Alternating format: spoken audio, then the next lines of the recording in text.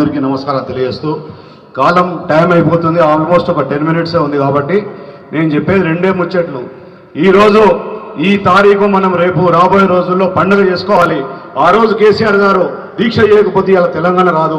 తెలంగాణ రాకపోతే ఇలా భారతదేశంలో మొట్టమొదటి స్థానంలో ఇలా తెలంగాణ ఉందంటే కేసీఆర్ గారు ముఖ్యమంత్రి అయినందుకు. ఇలా అంత పెద్ద నాయకుడు, ఒక రాష్ట్రాన్ని తెచ్చిన నాయకుడే మన ముఖ్యమంత్రి, మన నాయకుడు. కాబట్టి ఆ నాయకుడిని మనము గ్రామీణ ప్రాంతాల్లో ఇంకా ప్రజల వద్దకు తీసుకుపోవాలి. ఏదైతే దీక్ష చేసిన సంగతులు కానీ తెలంగాణ ఉద్యమం గురించి సుమారు 15 సంవత్సరాల నుంచి ఈ యువతలని తెలియకనే మొన్న ఎలక్షన్లో మనం అందరం ఓడిపోవడం జరిగింది. ఈ డాష్ మీద ఉన్న నాయకులందరూ కూడా చాలా మందికి ఇలా రాజకీయ భిక్ష పెట్టింది కేసీఆర్ గారు. జెండా పట్టుకున్నా పట్టుకోవడంలో కూడా ఎమ్మెల్యేలు, మంత్రులు వివిధ స్థాయిల్లో ఉన్నారు. కాబట్టి వారి అందరి బాధ్యత ఉంది.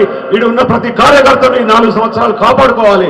కాబట్టి నేను చెప్పేది ఒకటే, ఎవరికి భయపడేది లేదు. ఈ ప్రాంతంలో ఒక బహున్ నా కొడుకులు ఎమ్మెల్యే లేరు. ఇక్కడ అనిల్ రెడ్డి ఇప్పుడు మా మండపతి చెప్తుండే, ఇటువంటి నా కొడుకులో భయపడేది లేదు. అదే ఒక చిన్న మామూలు కార్యకర్త ఎమ్మెల్యే అయిన అవకాశం వచ్చిందయ్యాడు. మన కార్యకర్తలు మీరు గట్టిగా ఉంటే కాంగ్రెస్ నాయకులు ఊళ్ళో తిరిగే పరిస్థితి ఉండదు.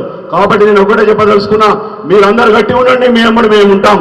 మన యొక్క తెలంగాణలో ఉన్న బీఆర్ఎస్ నాయకులు కానీ కార్యకర్తలు చూస్తే కాంగ్రెస్ వాళ్ళు తిరిగే పరిస్థితి ఉండదు.